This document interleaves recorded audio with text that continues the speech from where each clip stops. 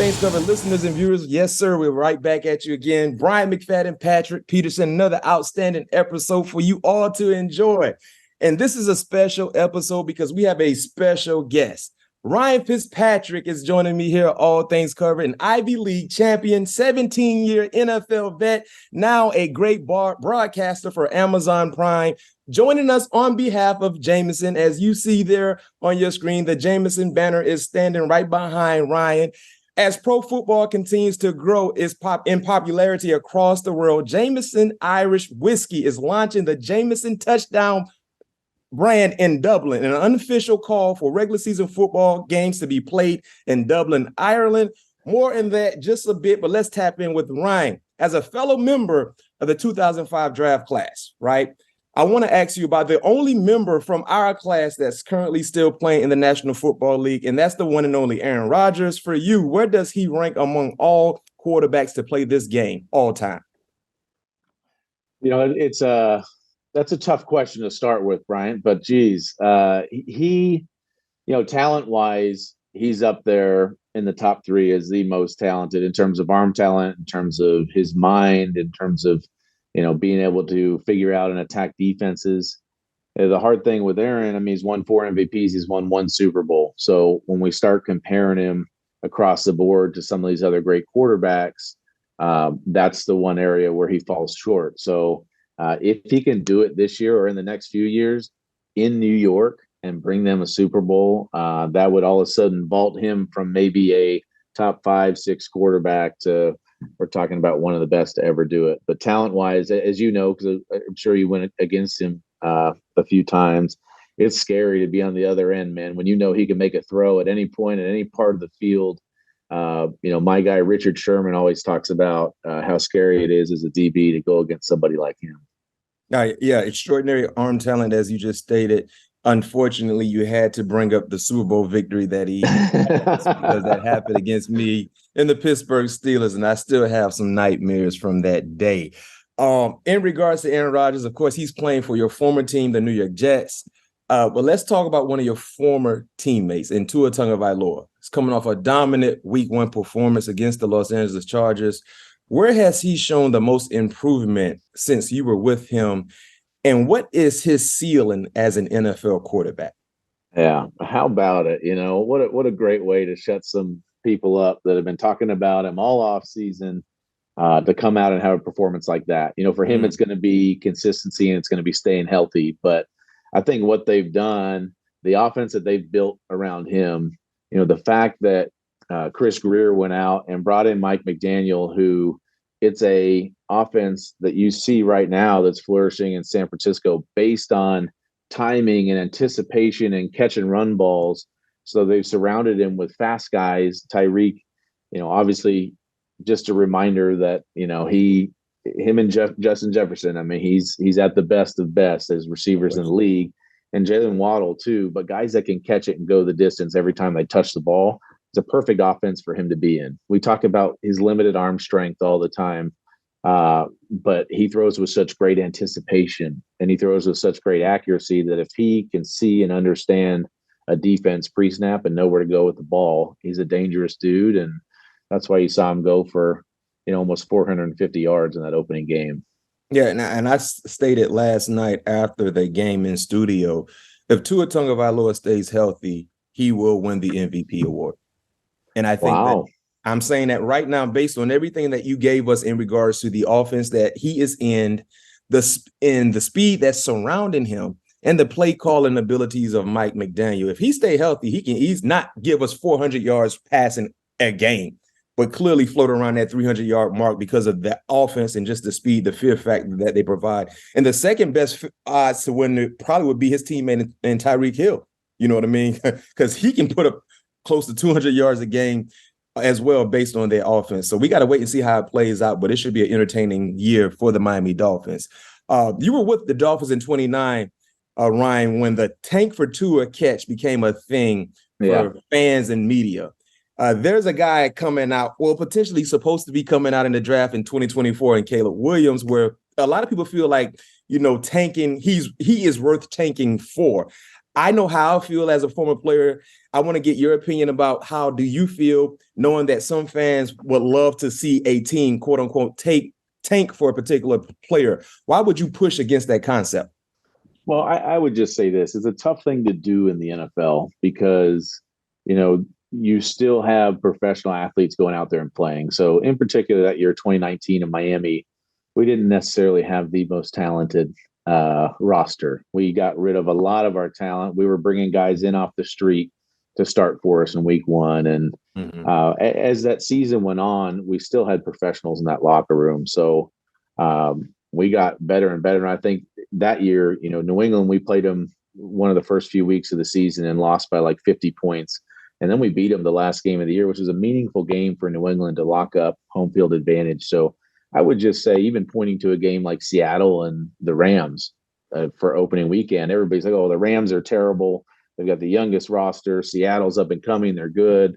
These are both professional football teams, and so there's professional football players. Matthew Stafford reminded us all, if you can, he's got that spry arm still. So if you can surround him with anybody, he can make it work. So I'm, conceptually, I get it. I get that these teams are trying to put themselves in position, but the players won't allow it to happen because, even the Cardinals, they played really tough against Washington this weekend. It surprised a lot of people.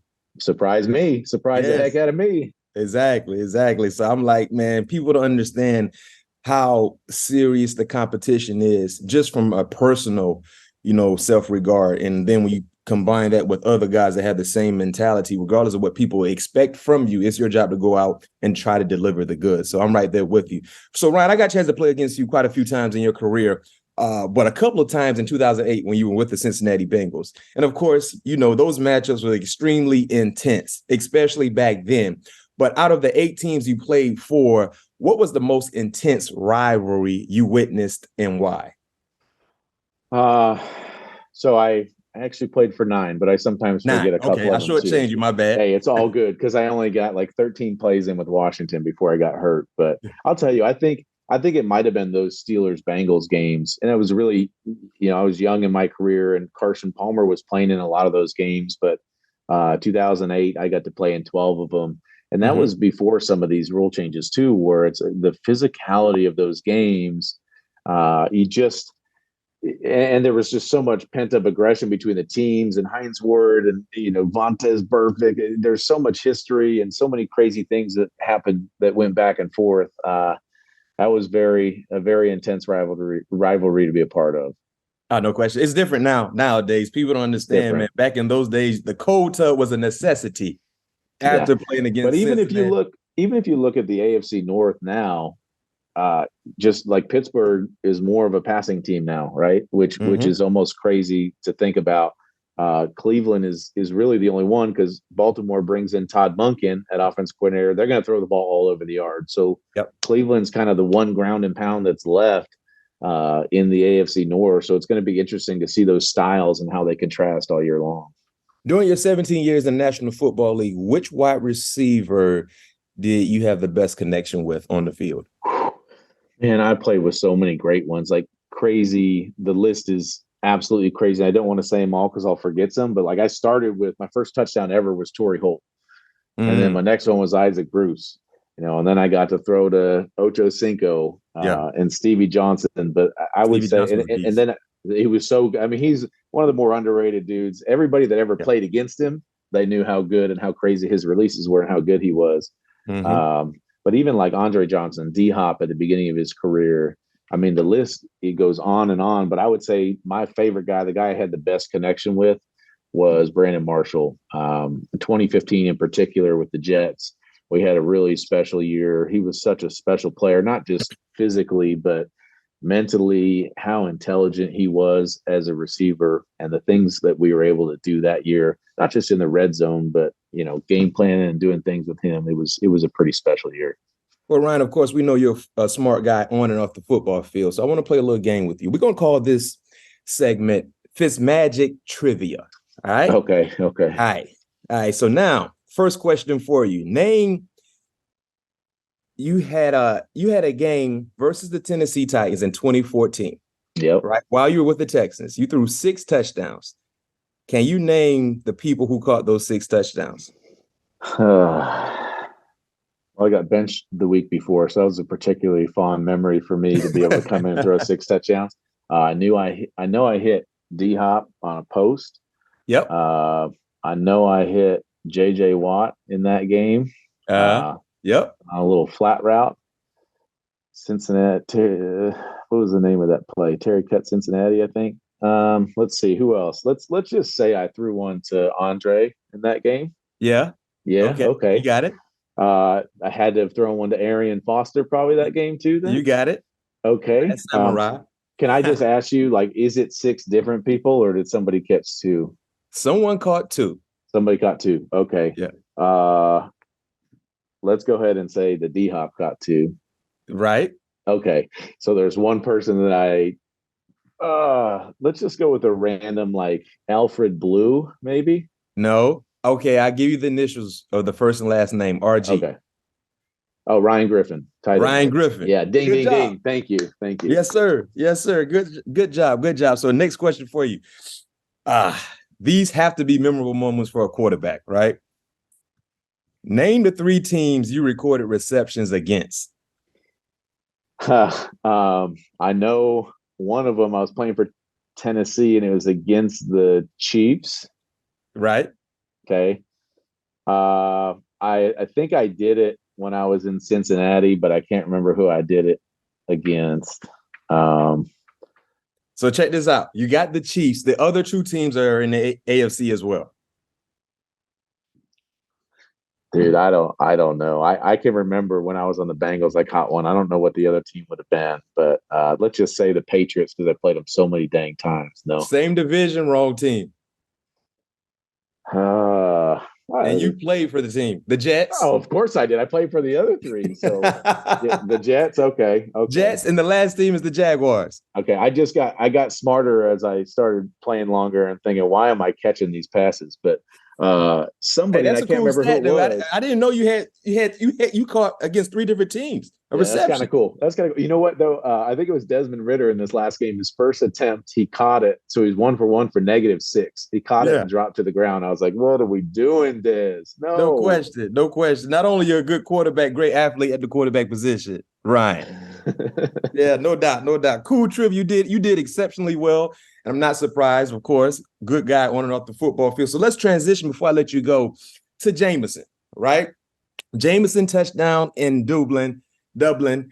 How can 20-plus-year-old fans, you got to be older, of course, 21 years or older, support what you guys have going on with the Jameson? Well, I think it's a cool thing that we're doing right now. Essentially, football is growing internationally, and it's been great. I'm sure. Did you get a chance to go play in London, or no? I didn't. You never did. I did. I got a chance to go play in London. We're in Germany, with Munich and Frankfurt, Mexico City. If we're looking for more cities to play in, Jameson and I are partnering to unofficially say, let's bring pro football to Dublin, Ireland. We've done it with college. Notre Dame goes over and does it. And by the way, next year in 2024, Florida State my alma mater is going over to play against Georgia Tech. That's what I'm saying. So let's bring pro football over there, and we're just trying to start a movement. So if you're interested, jamesonsports.com. There's plenty of different things they're going to be giving away. One in particular being, if we can get this done before the start of next season, we'll be flying fans over there. So we're just trying to get some excitement. Oh, you're flying fans over as well? If we can get this thing done before the start of next football season, you're coming with us, baby. Let's go.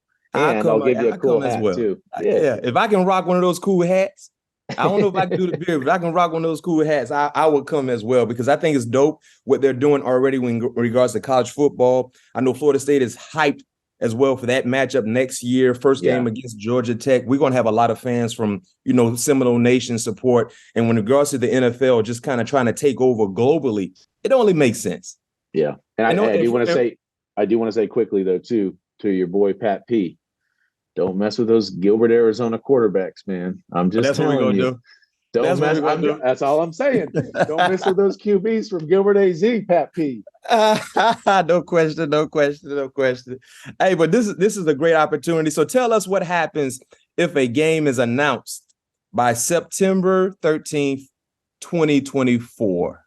Yeah, so that's it. We got to get on it because we've got to get everybody behind this so that pro football knows that we're serious about it.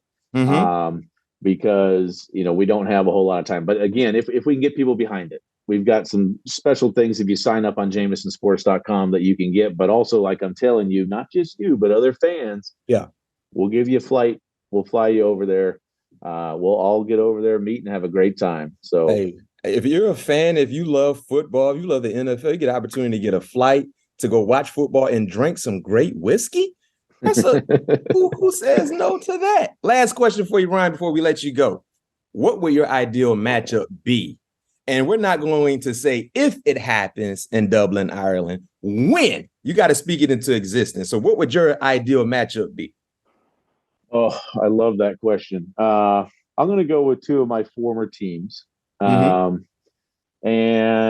I would say I would love to see the Dolphins and the Bills square off over there. I think that'd be huge. I think it'd be a lot of fun. That'd be a super interesting game for everybody to tune into. I'm right there with you. Quarterback star power, electric offenses. Yeah, we got a rivalry going on. I mean, there's rivalry going on. Yeah. Oh, that would be great. Great matchup. Great matchup. But I'll tell you this much. I don't think it would be a bad matchup regardless. Whoever participates in that ball game, I think it would be fun for fans and fun for the players as well. And this is what the NFL is trying to do, trying to take our sport internationally. We've done a phenomenal job in doing so. It's only right that we bring it to Ireland as well. But hey, Ryan, I thank you for joining me here. All things covered, Patrick Peterson, Bryant McFadden, no other than the great Ryan Fitzpatrick, Ivy League great, Ivy League champion, 17-year NFL vet, now great broadcaster on Amazon Prime, joining us on behalf of Jameson. And Jameson, when you guys get out there, go ahead and let me know what airline I'm flying on. I'm coming, but I got to rock those hats. Thank you, Ryan. 05 draft class, baby. Good to talk to you. Yes, sir. We got the last of the Mohicans, man. We got to rock and roll with Aaron Rodgers, man. He's the last of the Mohicans for us. No doubt. Thank you. I appreciate you.